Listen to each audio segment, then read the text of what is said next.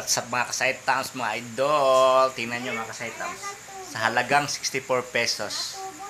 Buong pamilya makakain na. What? Tingnan nyo ang niluluto namin. Niluluto namin ito. Yan. Yan. Tingnan nyo. Yan o, tingnan nyo mga kasaitams. Ano yan? Ayan. Sana all. So, 64 pesos. Ito, tamang-tama. 64 pesos na po ito mga kasaitams. Wala pang kanin. Kulang ng kanin. Pag meron ng kanin, aabot na ito ng 100 peso.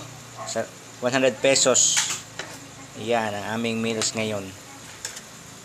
So, 100 pesos. Pero, kaming buong pamilya makakain. 3 kilos at ako at si wifey. Ayun. Yan oh. Kunting rice lang.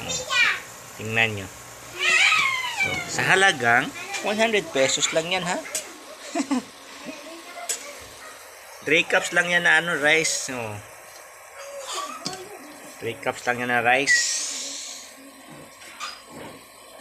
Ito. Mga ng meat ng baka. 64 pesos yan. 64 pesos yan mga kasaitams. So, 64 pesos plus yan. 40 pesos na 40 pesos sobra lang nga yan. Ang 1 kilo ng bigas ay 50 pesos o 60 pesos. So, yan. 3 cup yan.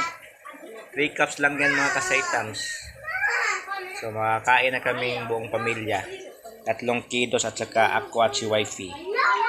So, yan. Sobrang-sobra pa pala yung 64 pesos sa isang tao.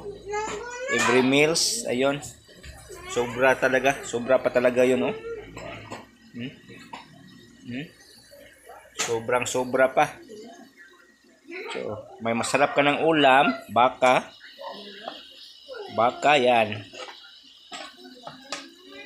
Baka at saka may kanin ka na. So 100 pesos lang yan.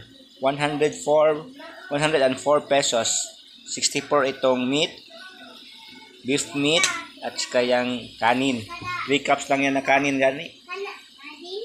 So ang 1 kilo ng bigas ay 60 pesos. So to ara. Yun na yun. Bye bye.